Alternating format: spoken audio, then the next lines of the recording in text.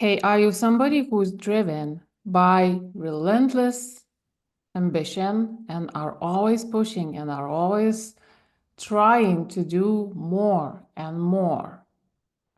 What if that very drive is actually sabotaging your success and well-being?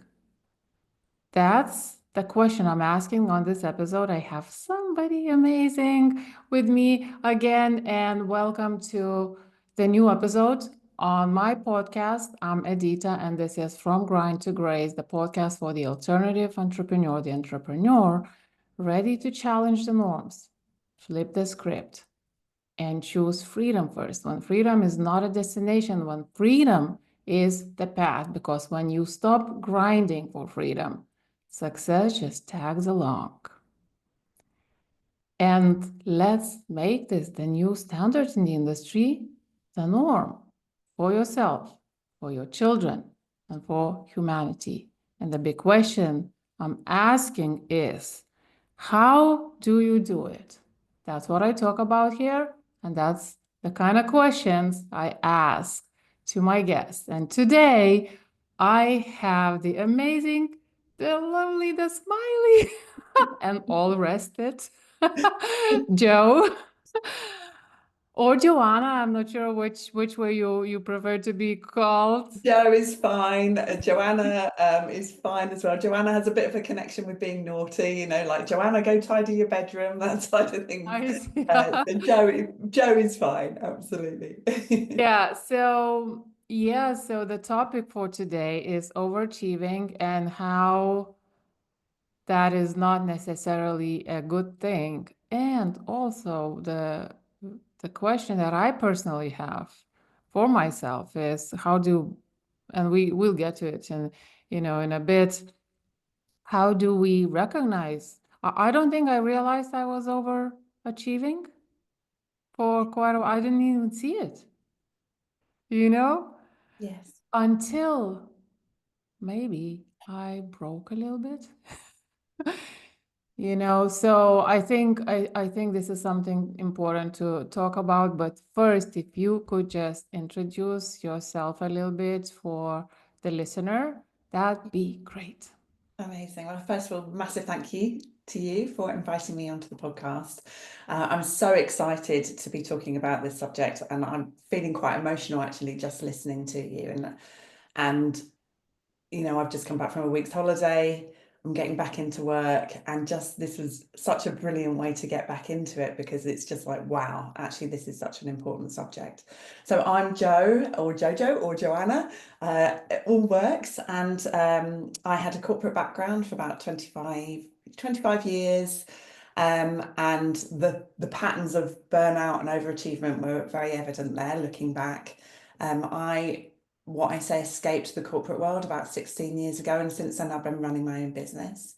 So I trained in different modalities, hypnosis, NLP, and transformational coaching, and I always knew I wanted to train people to become great coaches as well. So that's what I do. But in my private practice, which is what we're talking about now, I really work with women who are going through what I have gone through and what I sometimes, in all honesty, still go through as well, which is this desire or this almost inherent need to keep working, to prove, which leads to burnout, and not serving our clients to the level that we want to serve our clients to. I mean, when I'm listening to you, I'm actually, as we speak, I'm in the process of writing up a new pinned post on Facebook.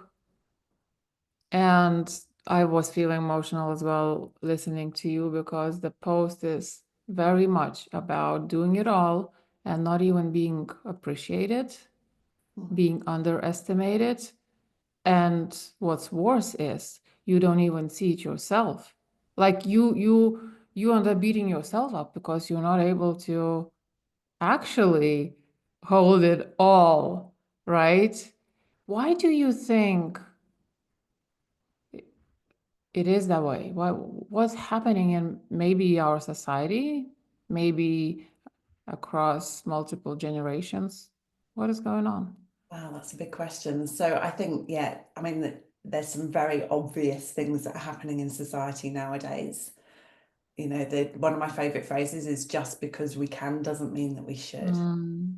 And, you know, even with things like ChatGPT now and so on, it can make things so easy.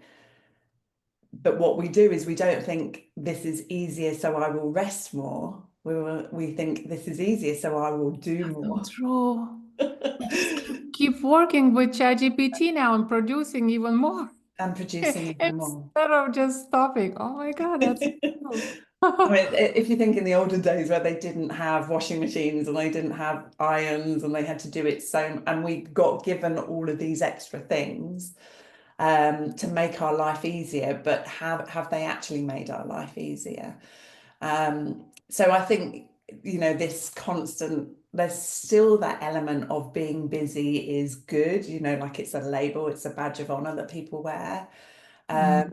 And we still, we just keep going. And because we're in it the whole time and we're not gifting ourselves that time for reflection often, unless you're doing personal development and so on, it's either work for a lot of people, I believe, or it's numbing, which is Netflix, social media.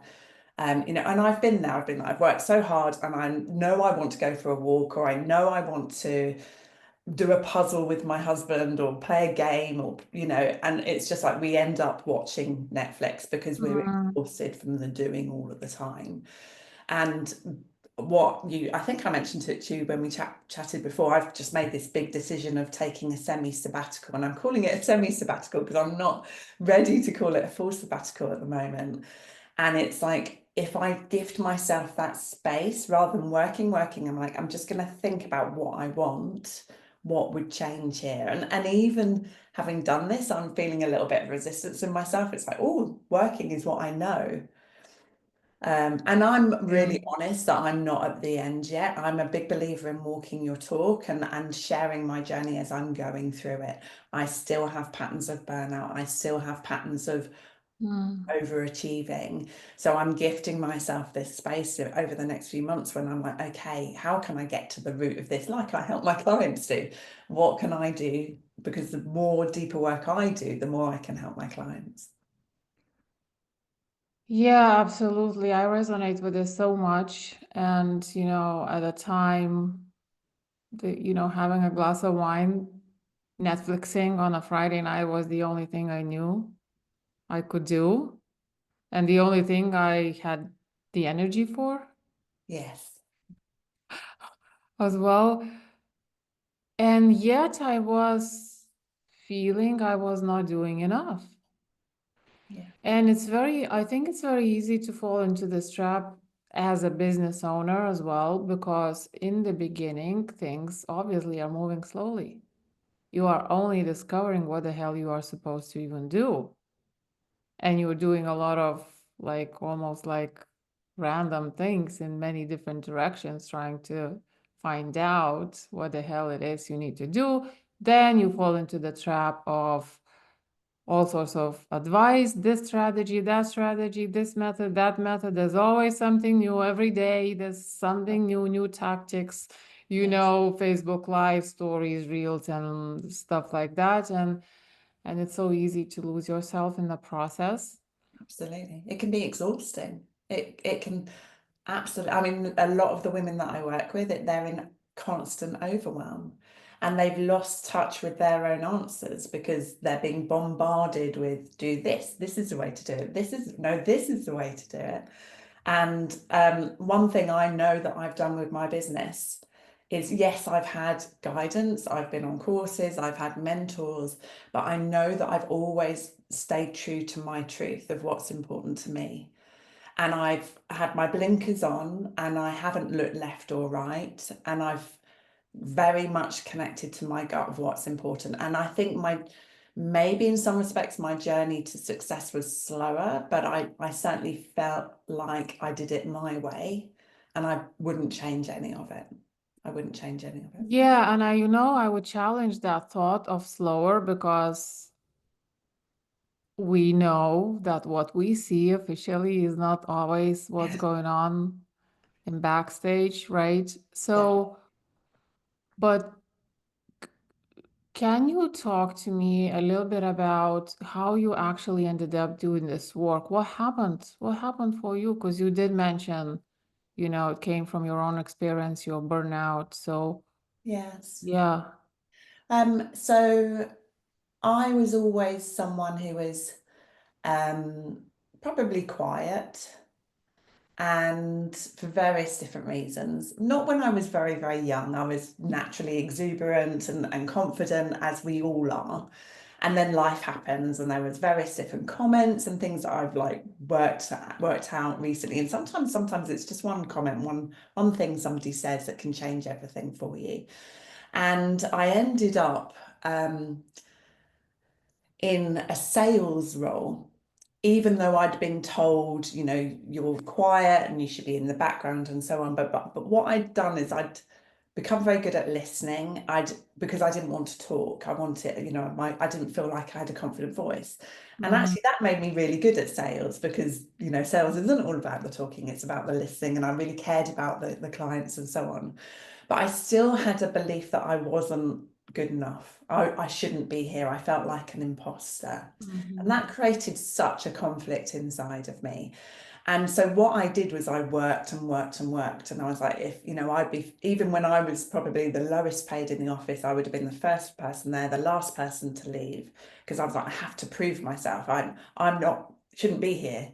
So how mm, can I keep working?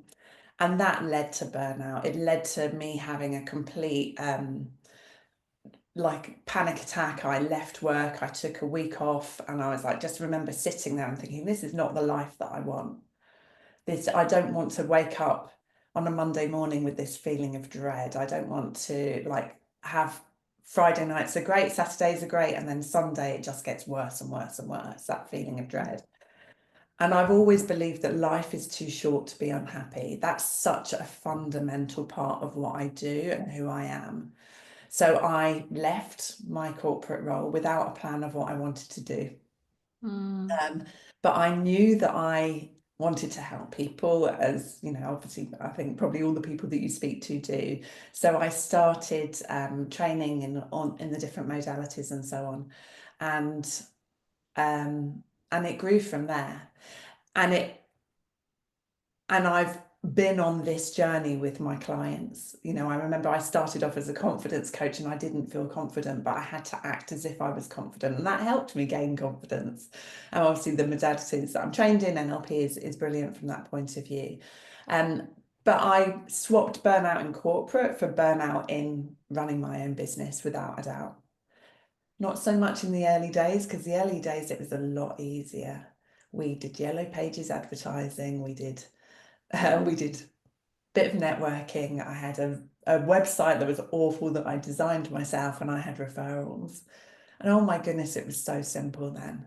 really? Oh my God. And you hear all these gurus telling us that it's way easier these days with the internet, all the access and all the opportunities to get exposure. But I guess we are talking about way more noise and So yeah, and trying way harder to even be seen at all. yeah, I think there is definitely positives of where it is now. I work with people all over the world. That's amazing. That wouldn't have happened before. I get to, we can all choose to become experts. There's, so much information out there. But what I see is so many people, it affects them mentally. It leads to so much Mhm. overwhelm. It leads to comparisonitis. I'm not good enough becomes even more, because exactly as you say, you see people's successes, but you don't see all of the background non-success that they had for the years before, or the striving that they did behind the scenes, or the own personal battles with their own mental health that they might have had. And I feel like after 16 years, I'm getting close to where I want to be. And I'm always next leveling and next leveling, but next leveling for me now means doing it in a way that is in flow, ease over urgency, and being able to help people shortcut the lengthy journey that I've had. So how do you think working from that place, from ease and flow, actually contributes to your success and wealth creation and freedom? Because it kind of sounds controversial for most people, because the conditioning in our society is that you need to work hard, you need to have a to-do list, so how does flow contribute to success? So yeah, interesting you said about the to-do list. The to-do list nowadays could have thousands of things on it. We would never get to the end of it. I start my day from a point of being overdoing. And that was something I had to fight against. I wake up, I'm a morning person, I would be at my desk, I'd be do. And now taking that step back and thinking, who do I want to show up as? How do I want to be today? That means that I do show up because I'm not stressed. When I'm Right. stressed, when I'm tired, when I'm exhausted, I hide, and that is not serving. So I find when I feel good, I show up. I'm there more for my clients. On my posts on Facebook or LinkedIn are more heartfelt. They're done from a intuition, from a almost channeling point, rather than I've got to, this urgency. And showing up and consistently showing up is what brings people to you. When I talk about my business, people buy my products or they buy my courses and so on. When I'm exhausted and burnt out and hiding away, and then I also have the guilt that I'm not showing up, that doesn't serve anybody. So it's and I think the other thing as well is there's so much almost like you should be doing this, you should be up at 4 o'clock, and then you meditate, and then you do this, and then you do this, and that, then it just becomes another to-do list. So for me, it's like I have white space in the morning. I've just done it where I don't see clients first thing in the morning, sort of before 12, and I can do whatever I feel called to. Sometimes I'm creating, sometimes I'm messaging people, sometimes I'm meditating, sometimes I'm, just having a lie in, but I'm being so kind to my nervous system. Yeah, I once heard the reframe of for I have to do, and something, post a video, whatever, to I get to do it. Oh, that's one of my favorite reframes. I know, I It get to. changes everything. I know. It changes everything. Is that what you tell yourself? Yeah, absolutely. And it's a big part of what I teach, actually. It's one of, if I'm doing an introduction to NLP course, I'm like, let's just look at the difference to it. I've got to I get to. You change one letter. I've got to do my accounts. I get to do my accounts and that means, what does that mean? It means I've got a business. It means I've got clients. Right. Exactly. Yeah, Yeah, it yeah, I steps you love into it. gratitude. I think it's amazing. Yeah. So if somebody is listening, and I've been in that place where when I realized, that grinding, too much strategies, structure is not helping. But then, how do I get something done? I think so many people are asking this question because now if I like, okay, so something needs to be done, but like today I don't feel like it, and tomorrow I don't feel like it, and in 3 days I don't feel like it. How do I actually manage to get things done? I think the key thing is I talk about, and I've got an exercise that I do with my clients based around rocks, pebbles, and sand. You might have heard the metaphor about a jar, and if you fill it with Yeah. sand, you've only got room for the sand. So we work out like what people are actually doing, and it turns out so many people are doing a lot of sand, a lot of pebbles that they're treating like rocks, and that creates that I can't be bothered to do it, or I'm exhausted, or I don't feel like doing it. So if you got rid of 80% of the stuff and you just focus on the 20%, then you're going to feel much more joyful, and you connect it to meaning. When I do this, this means this. Mm-hmm. So we're doing less, and I have a 4Ps process, and it's very simple. It's park, purge, pass on, prioritize. And we literally brain dump everything that's going on in people's head, and it's like, okay, what is the stuff you just want to purge? These are the the shame, the hurt, the fears, that the overthinking, the procrastinate, all of that. Let's just purge that. Maybe purge Netflix for a month or whatever. A lot of the stuff that you're thinking isn't a priority or you're doing. Let's park it. And then you don't have to mentally be thinking about it. Put a date in your diary and think, I don't have to think about my MOT till the 26th of March. So I'm gonna put a date in my diary. And pass on. Often as women, we feel like we have to wear all of the hats. And what that does is it disempowers the people around us. I used to think as a coach, I had to do everything for my clients. It's like, it was so empowering to realize actually the more you do, the more you're going to grow. And that works for children as well, doesn't it? And partners and so on as well. And that Totally. leaves us with a few priorities. And ideally, these priorities bring us joy. So we do them because we want to do them. And, it's that I get to, exactly as you said, Adita, it's like, I get to do this. And what does this mean? This means. So, for example, coming on this podcast today, it's like I always start whenever I'm doing anything like this of like, if there's one person that's listening to this and they take something from it, it's worth it.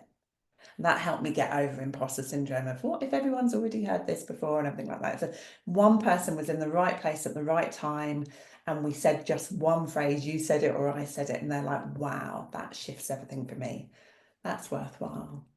Yeah, it's so true, actually. We kind of tend to fixate on the people we already know or people that are already in our orbit and forget about people who are only starting, who are only getting into your orbit and or whatever is changing in their lives and whatever new struggles they are facing, you know. And yeah, one person, and it helps so much as well to overcome the imposter syndrome, don't you think? Oh, absolutely, absolutely. I think imposter syndrome is, that I'm not good enough feeling or I'm not worthy. And I see it so often. I'm in a big entrepreneurial group. There's about 1,000 people in there, and I'm at all different levels of their business. And I think that's really good to remember that people are at all different levels, and that one thing you might say might resonate.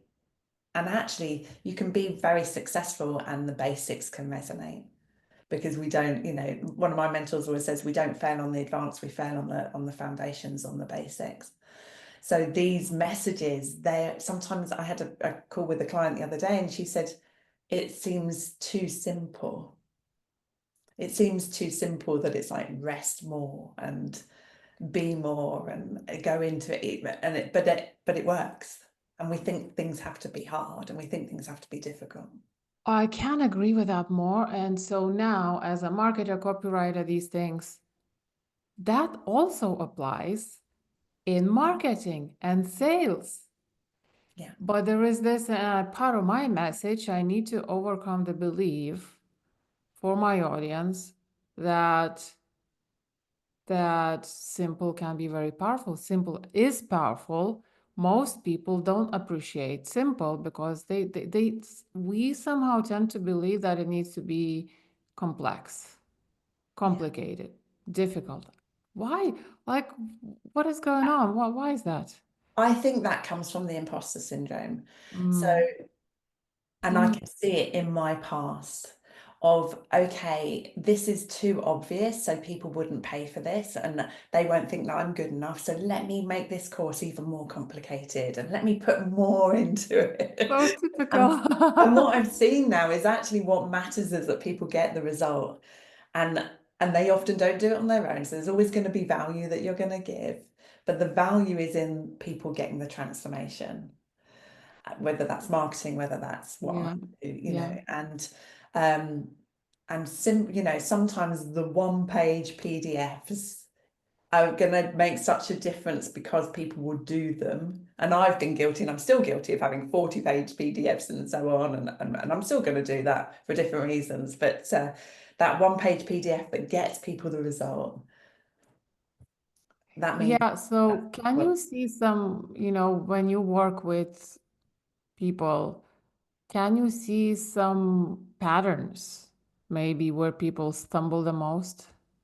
yes. Yeah, absolutely. So many. So many patterns. So overthinking, procrastinating. How do you recognize overthinking? Like, I think I was overthinking because I didn't know I was overthinking. I thought in my mind it was like not ready. Yeah. Yeah, it's a check-in with you again with your nervous system, I think. Like, do you feel expansive or because thinking's important. It's important to think. Yeah. Um, but it's whether that keeps you stuck. Because we know in business action's what's going to make the difference. A big part of my message is about alignment, and alignment comes from action because you have to do the things that don't work to realize what does work. But if if you're thinking and thinking and you're feeling rubbish, that's overthinking, isn't it? So a lot of my work is about working with the unconscious mind. And I believe it's our most powerful resource that we don't tap into. And one of my favorite things to do is ask myself a really powerful question, like what's most important about this course or what's most important about this podcast, and just then letting it go and then going off and having a shower or going for a walk and just Mm. trusting. I mean, I don't know, like if you're like me, Edith, but my best ideas come in the shower, and so much so I've actually got a waterproof pad in my shower with a waterproof pencil, and my husband's borrowing my shower at the moment. Oh. We've got guests, and he writes these lovely love notes on the pad, which is amazing. Which is like, but I always put like just these ideas that come to me, and I'm not in there to get the ideas. I'm just like, oh, don't want to forget that. I'm just gonna, Yeah, they just happen. Or on the way, like if I get up at night sometimes to go to the bathroom, yes. on the way to the bathroom. Ta-da! I do have a notebook beside my bed as well. Yeah, Just it's such a good idea. It's such a good idea because that's and I knew that when I was working and I was managing a sales team and we'd be in the office, and it was when I went out to meet clients, I'd be in the car and I'd be like, oh, I've just had this idea of how we can make things more efficient, how we can make things easier for ourselves. We can go from A to P without having to go A, B, C, D, E, F, all those steps and so on. So when we're relaxed, when we're chilled, when we're not trying, that's when the ideas come. And I see people trying so hard. Again, ChatGPT has changed this. I was in the time when we had to try hard to think of the idea of the name for the program. It's like, should it be this and should it be this? And like you're a week later and you're still trying to decide what your framework looks like or so on. So ChatGPT has taken away some of that, I think. But we're in that sort of new stage where we see what comes out of it, the new overthinking. it's kind of easy. So as a marketer, I see people coming to me with sheets and sheets of information that they got from ChatGPT, and it's overwhelming. And So now, so yeah, it's there are risks and dangers in using ChatGPT. So you need I to, totally agree. Yeah, right, stay I totally agree. mindful. Instead of having like struggling for one idea, you've got all of a sudden 10 ideas that all look brilliant. So Yeah. it's going to change things. It's going to change from the mindset point of view things, and it will still lead to more overwhelm. I totally believe that. And I see that. Yeah, yeah. So you still Uh, need experts, experts that I can be mean, with the person and pull it out of them. that's it, and if like you kind of need to know how you use it, then you're good. You're good, Yeah. right? So, okay, so one thing is overthinking. What are some other patterns that you're seeing? Um, so not feeling good enough, which shows up in overworking. What else would I see? Perfectionism, procrastination, comparisonitis. Hmm. A whole plethora of different. Do you think that all these things are symptoms caused by something deeper, Yeah, usually? Do you find that when you unlock something deeper, a lot of this just goes away? absolutely. So one of the things that I train on my courses with coaches is that safe versus quality problems. So in life, we have safe and quality problems. Safe problems are things that outside people could see, well, why don't you just do that? Overwhelm, perfectionism, comparisonitis, arguments with people are all safe problems. But they keep us stuck. Whereas quality problems are, how do I achieve an incredible life? How do I improve my relationship? How do I build an amazing business that's aligned with my vision? How do I connect to my vision?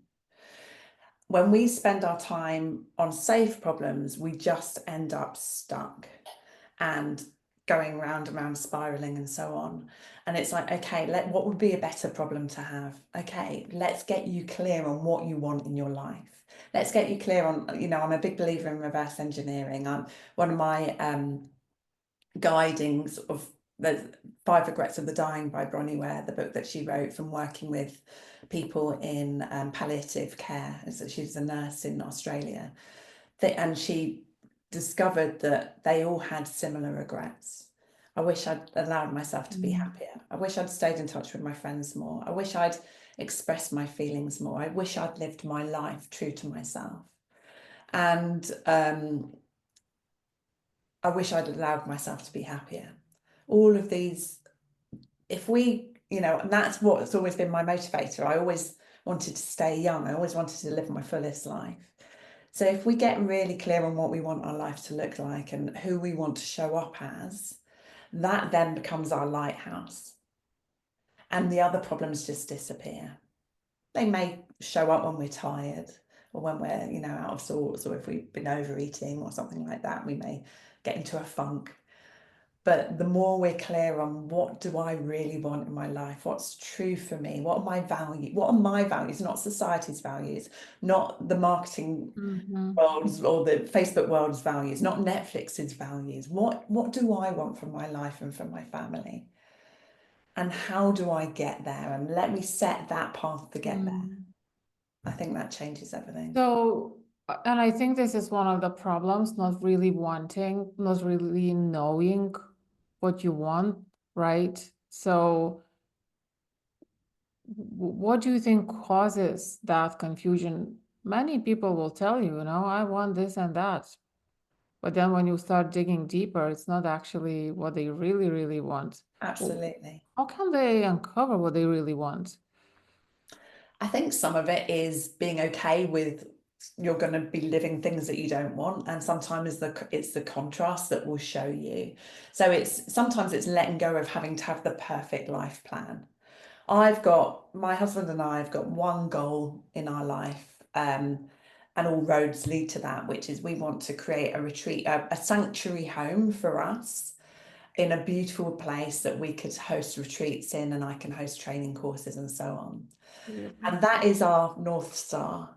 Yeah. And that really helps me make decisions in my life. I'm like, is this something that I'm okay with, this decision, or is it moving me towards that, or is it moving me further away?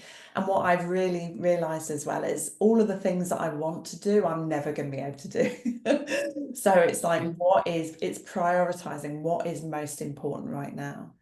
And so I'm clear on that. And I don't have to know the steps along the way. I think some people think I need to know, like, 3 years I'm doing this, and 5 years I'm doing that, and so on. That might work for some people, absolutely. But for some people, it's like they get into No, I had a big aha on this actual point. I maybe yesterday. When you have a baby, you have no freaking clue, It's so true. right? And you attack the situations as they come up, and you actually manage. You manage. Suddenly, you know what to do in that specific situation that you could no way could ever predict it, Yeah. right? So this is the the structure of anxiety, which a lot of people live with, which is Yeah. overestimating the bad thing will happen and underestimating how resourceful you are if it were to happen. Yeah. So when you live, and so when you really connect to what are some core beliefs that are going to really serve you, such as no matter what happens, I'm going to be okay. I will find the resources, I will find the strength to deal with it. Then that lets, I think a big thing of overachieving women is having to control everything. And my husband's like he's chill. He's taught me so much in life. He's so relaxed. And we come together. We've come together beautifully. It's a good mixture.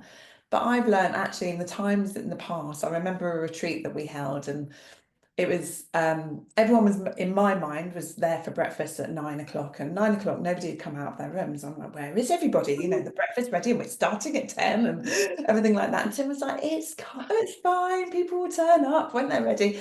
And then about 9:15 someone came out and they went and used the showers, and then it turned out that I hadn't actually, even me trying to control everything, I hadn't actually told them the start time. And they were all mums and they were loving the lions and everything like that. And that taught me so much. Like proper preparation and planning is great because it allows you to be in the flow when you're there in the moment. So I still do all of the things to prepare, but it's like just trusting that, like you say, you've done things in the past where you didn't know and you survived and you thrived. You just find it. You just find out what you have to do when you do it. How do you know how much you need to prepare?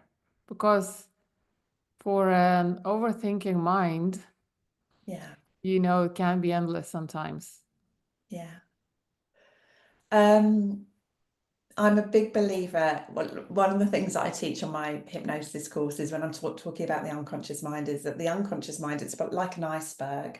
So you've got the conscious mind at the top, our thinking part that can only remember a tiny amount. It's the trying part. The unconscious is everything that we've ever learned is in there. Yeah. Everything we've ever learned is in there. And when we're in a state of calm, we will access it. When we're stressed, we're stuck in the conscious mind. So, for example, when I would do a call like this a few years ago, I would have prepared everything and I'd have been reading a script and blah, blah, blah. And now I'm just like we talked about before, we just chat, and I know that the right things will come out at the right time when I'm in flow, when I'm calm, when I'm chilled. And so from a preparation point of view, I was like, okay, what are the things that let's just bring them back up into my mind. These are the sort of things that we could talk about. And then I'm just going to let that go and I'm just going to trust, because I see the magic happens in the real conversations. ChatGPT, we talked about it last time, didn't we? It made me so much laugh when we said ChatGPT is like, I can't remember the phrase that you said about it being perfect. And, people are going to crave imperfection. They're going to crave real because they're having these perfect posts, and, they're going to crave. No emotion or Yeah, faked emotion. Yeah, yeah.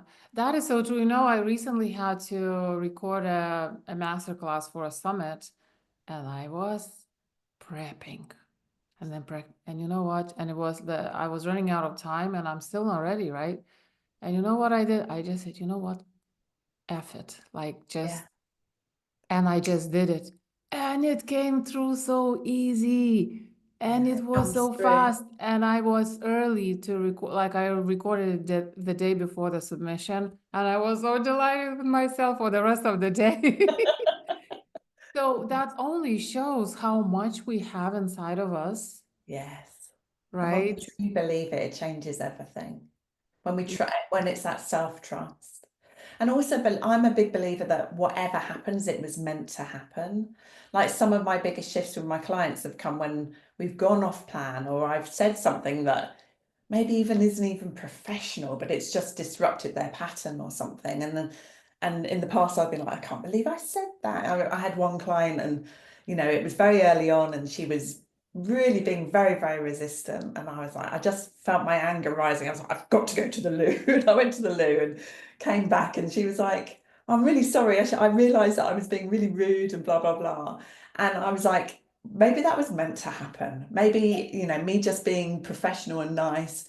Actually, she needed me to be a bit rude to her and so on. It was very early on in my coaching journey. And it's a story that I share a lot with the coaches that I train of like just trusting that if you everything's meant to be as it is, and some of the best, the most beautiful moments come out of the things that aren't perfect.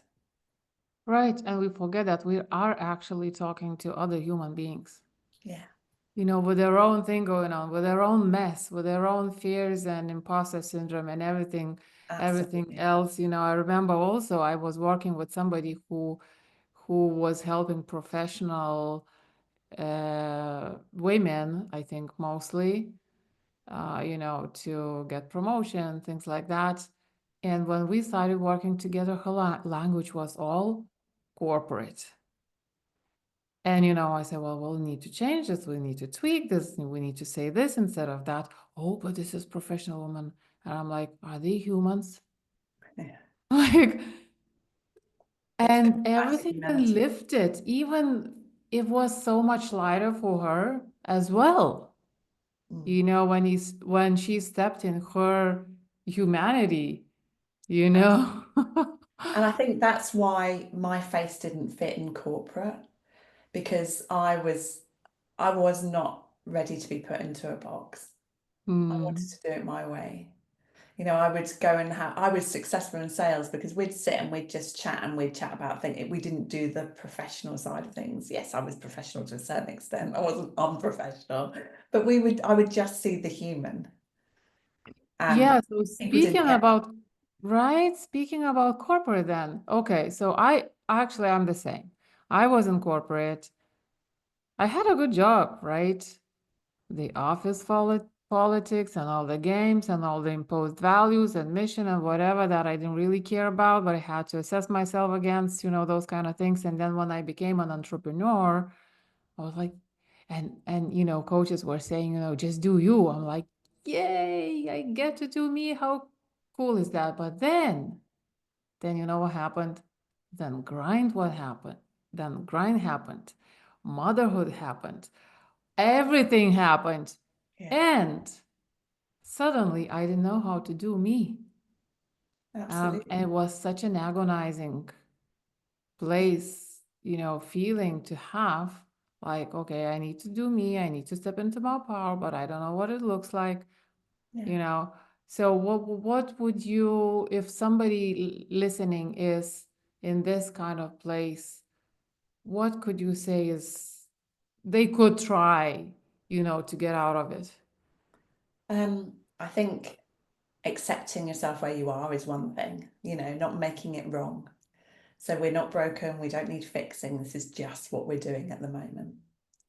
And thinking about what you've just shared, and my background as well, like corporate has got lots of great things about it, but we're having to deprogram ourselves from the corporate way of life, checking in at 9 and finishing at 5 and taking an hour for lunch. I did that for the first few years when I was an entrepreneur, when I was working for myself. I was like, I've taken 1 minute over my lunch break. And it was like, no, you can do it. And the other thing that I love is doing naps. I was like, I'm tired after lunch. I'm just going to have a nap. And it's like, can you? Can you? And then I realized I was so much more effective afterwards. Mhm. So, I'm having fun with it as well. It's like sometimes we take it all so seriously, don't we? And I'm a big believer, I love laughing. I think if you can laugh about it and go, actually, I'm being ridiculous here, with compassion, with love. What do I want? I get to choose, and being okay with not. I think the most important thing as well is being okay with not having all the answers, like a bit like we were saying before. It's like the answers sometimes come from it going wrong, so being okay with things going wrong as well. And Right. we say in NLP there's no failure, there's only feedback. Everything's just feedback. And how can you be okay? Is there any process, any steps, something people can do to be okay? Because sometimes I'm just thinking back about myself, like it was very hard for me to pinpoint where that access to me was and what it meant to be okay with me, with myself, like because my me wasn't even there, right? Yeah, I think it's not just one thing. It's doing the deeper work and doing the tough deeper work sometimes. Surrounding yourself with people that believe in you is key. Changing your self-talk, all of these things. Being okay with not being okay. So I've got a really good book, which is called Learning How to Love Yourself. I'm just looking at my bookshelf here. And it's by Gay Hendricks, who wrote The Big Leap, which is one of my most favorite Oh, books yes, about, yes, yes. Love yeah, Gay that book. Hendricks, and The Big Leap, which is all about, how we sabotage ourselves and the upper limits that we have and so on. But this book, Learning How to Love Yourself, is like literally, I love myself even when I'm, shadow work, even when I'm uncertain. I love the part of me that was rude to that person, and just sometimes it's mantras, sometimes it's the deeper work, like I believe that we have two core fears, which is I'm not enough and I'm not lovable. I think so. And the more we set that as our journey of like, how can I know that I am enough? How can I know that I'm enough?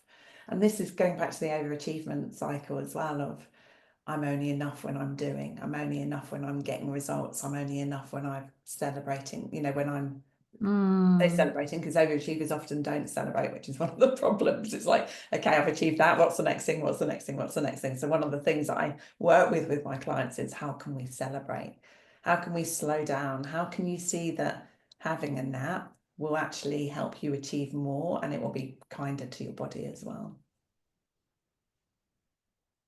Yeah, the thing of about not good enough also comes from the ego and not the essence, right? Because what does that even mean? Why would you even be here on this planet? Yeah. You know, Oh, yeah, um, absolutely. for me, these two things, confidence at some point, confidence and worthiness uncoupled, like became two different things. Like I didn't realize, everybody's talking about how to boost your confidence when you need to do something. For me, what surfaced at some point was that confidence is driven by our perception of how others perceive us, with the sense of worthiness, which most women, I have to say, don't have. And I didn't at some point as well. But it just is. It's just because you are, it's just because you exist. It just is, Yeah. right? So accessing that place is so super important, I think. And then so many other things just fall away, right? It's being able to let go of external validation, Right. being able to manage it. So external validation is important in that, we don't want to be chucked out of the tribe. It's hardwired within us to want to get on with people and to be a good member of society and so on. But it's knowing that inherently we are good enough just as we are. So this is the conundrum, isn't it, in personal development? It's like, I want to be here, but I also want to know that I'm good enough exactly as I am. And if everyone was like my husband, would anything ever get done? And if everyone was like me, like the old versions of me, would we just all be stressed and so on and not living our life and not being, just doing? Yeah. And you mentioned personal development. And so I think at that point, when that sense of worthiness surfaced, I realized that your mainstream personal development actually is not doing a very great job, helping you, because everything is just convincing yourself, just things like, get over it, take massive action, do all the things, regardless, forget about, push through the fears and things like that. What do you have to say about the mainstream personal development? Yeah, I think of it often in sort of energies like masculine energy and feminine energy, Mm. and a lot of the work that I do is how can we get the best of both. So, I've been guilty. I had a program which was called Make It Happen, in the past, um, and we need people to keep moving forward. We need that as well. And I also believe that everybody's different. Some people will thrive on Mhm. that, and some people won't. The women that I work with often aren't thriving on that masculine energy of pushing, pushing, pushing. My husband and I love watching films, but I always watch them with my sort of psychology head on. And we watched Yes Man the other day, which is the Jim Carrey film. I don't know if you've seen it, based on a Danny Wallace book where he says yes to everything. Mm. And it gets him into trouble, but it also gets him opportunities that he wouldn't have had. He was in a big downer beforehand. And I'm all about now the joy of saying no, like I've been in that, like I've got to hustle and I've got to say yes to everything. And I would much rather now say no to more things, and say yes to the right things, but also being open sometimes to saying yes to something mad and that isn't aligned, because that's how I'm going to grow from it as well. There isn't How a do you perfect say answer. how do you say no in the family setting?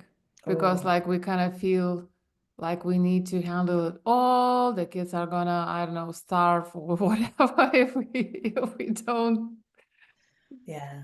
make dinner strictly at 5 p.m. or whatever, you know? Yeah. So I'm not a mum. I'm only a mum of fur babies, so I can't talk about children as such, although I'm a very happy auntie, and I've just spent a week with my two nephews, which was amazing. It's a difficult thing, isn't it? And I see the women that I work with are often in this state of guilt. Then when they're at work, I should be with my children if they're working a lot, and when they're with their children, I want to be working, and people are on Or their the other phone. way around, yeah. Yeah, absolutely. Um, it's, I'm definitely not a parenting expert, but if I were a parent, what would I do? And I would just live my life that is a true life to me. And I love Wayne Dyer, some of his teachings about like letting go of control and so on. And yeah, it's not my area of expertise. Yeah, I guess you still get people, women, in your circle, who Yeah. are struggling with it. Like you mentioned, mom's guilt. Actually, I have an episode on the podcast about mom's guilt. It's Yes. something that is not widely talked about, but it's widely spread. Yeah, absolutely. Yeah, Um, absolutely. I see that so much. I think I think the key thing is like taking that mum back to self of like, if I'm a truly happy mum, what will that mean for my children? yeah, And often what we do is we step into other people's worlds and we assume actually my child would want me to do this, or I'm going to feel guilty because I'm not with my child all evening, and the child might actually go, well, I only want to spend a bit of quality time with you, and then I want to go read, or I want to go and spend time with my friends, or on my PlayStation or something like that. And so actually letting ourselves off the hook is really, really important. yes, because if you're not there, you're not there. Yeah. And they'll deal with it.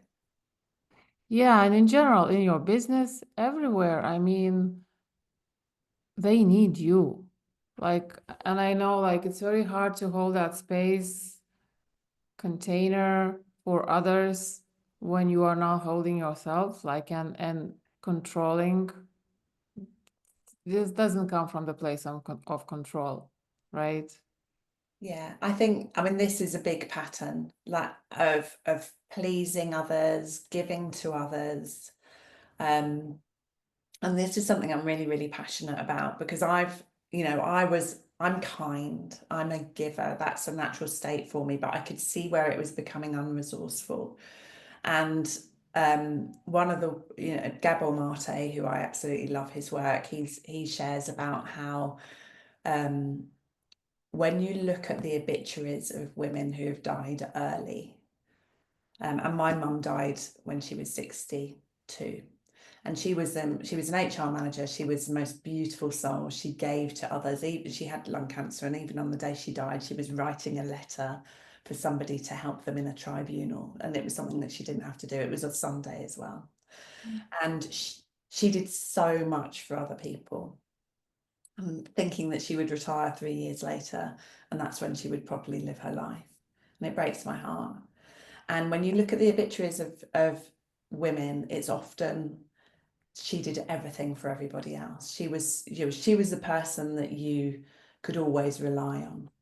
Mm. And that was a real like sliding doors moment for me, because I was like, okay, I'm going to have to give up this identity of being the kind. I can still be a kind person, being nice, I suppose, of doing everything for everybody. I have to start setting boundaries, and I have to risk people thinking I'm being unkind, even though I know that by setting that boundary, it's kinder for them and it's kinder for me, because I don't want to be in a box in my 60s or 50s or anything like that. You know, I want to live a long and fulfilling life. And I see that with so many women, that they put their own needs last, and it's okay not to. It's okay not to, because actually I saw from me growing up that my mum did so much for me that it kept me, and I love her so much for that, and I'm so grateful in so many respects. But there are things that I didn't grow until I was in my 20s, because she'd done so much for me. If she'd done less for me, I would have grown more. Mm. It's tough. Yeah, absolutely, And so I think you mentioned something like that earlier about doing too much for your clients. Yeah, And for me too, as well, if you are always there for them, you are creating dysfunction in them. yeah, absolutely. A codependency. Yeah, so we do, and I was in this overgiving, people pleasing trap, and probably still, partially still, sorting those things out. But here's the thing, and when I started observing that, and my giving and giving and giving actually was creating dysfunction, even, Yeah, in my family, like even, let's say, maybe I'm talking more about my origin family, and also friction, because now you don't feel appreciated because you're yeah, being taken for granted, and so yeah. now you are not happy, you know.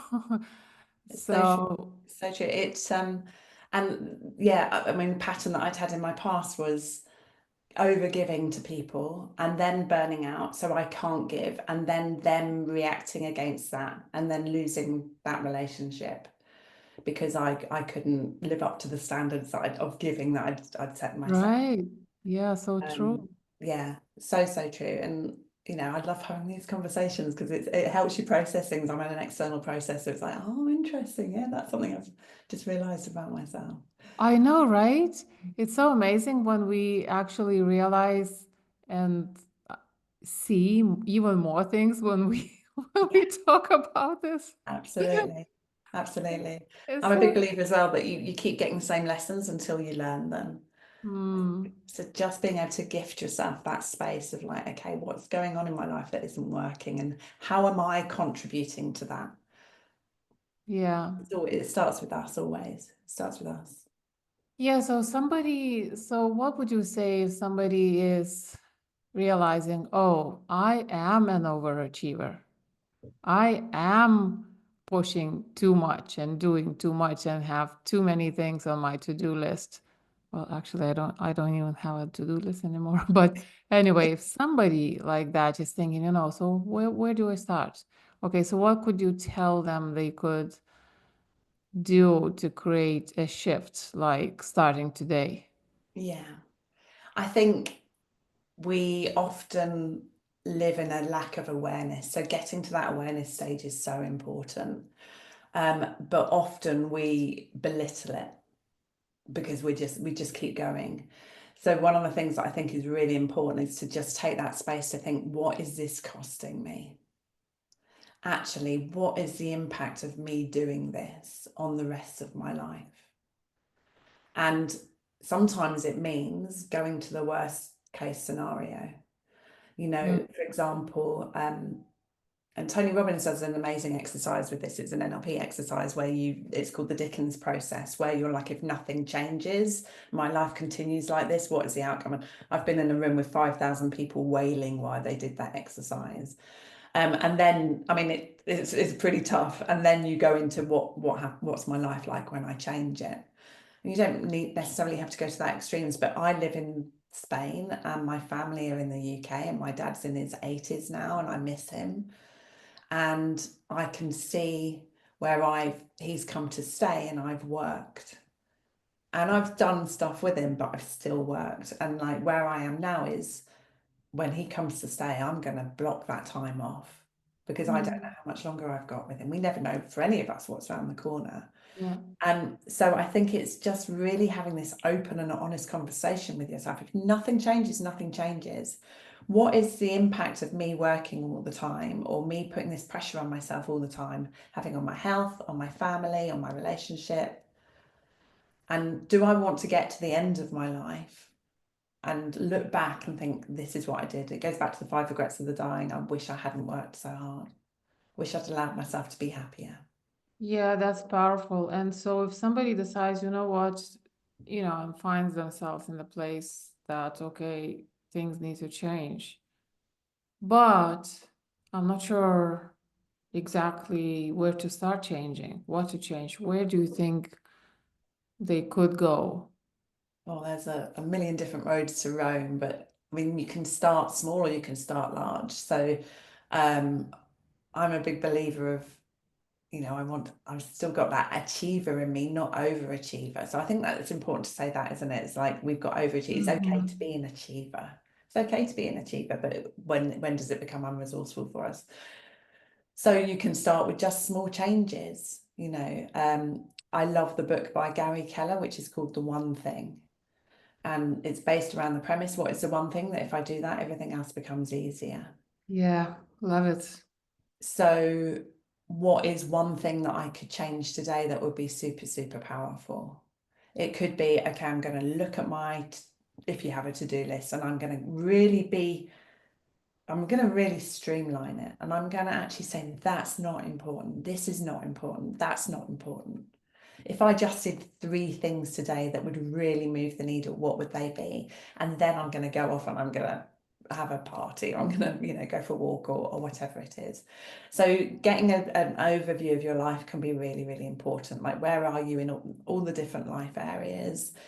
And just think about what is one thing that I could change in all of them. So this is a process my husband and I do every year, where we look at, like, take 12 different life areas and we say what's important to us and what's, like, right down to a daily habit that we could incorporate. So for example, we have a walk at the end of the day where we just let go of the day and we process and we connect, and it's great for the dogs and it's great for us.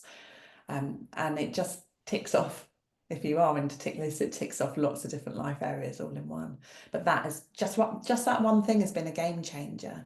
And I often find with my clients, actually, I do sort of like 6-month deep dive programs with them, and it's often one change that we made right at the beginning. One client in the beginning, she had a walk that she does, she calls it her clarity walk, and she does it every single day. And it's had such a positive knock-on effect to all different areas of her life. Beautiful, beautiful. It's so nice chatting with you. And so I ask every guest 3 blitz questions on my episodes. So I'll do that with you as well. But first, tell us and the listener who you work with and what you do and where they can find you.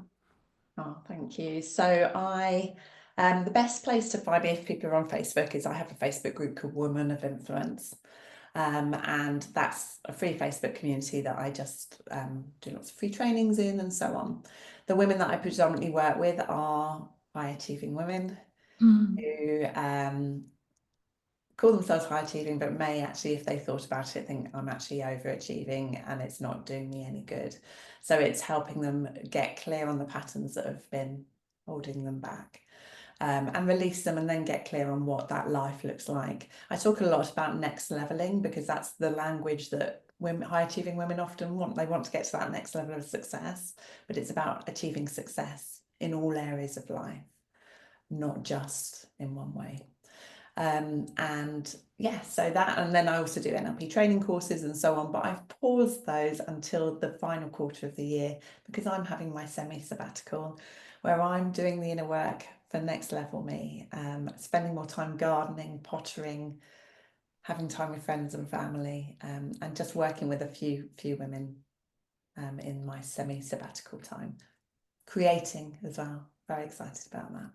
Yeah, super, super. Very cool. Okay, so the questions. So the first question is, what change would you like to see in the world? I would like to, the first thing that came to me, and I'm going to go with that, is for people to get off their phones and just put them away.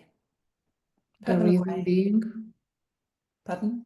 the reason being, The reason being because we're addicted to them, where it's stopping communication, it's stopping us doing all the things that we used to do, playing and being in nature and reading, and can I add in the Netflixes and things like that as well.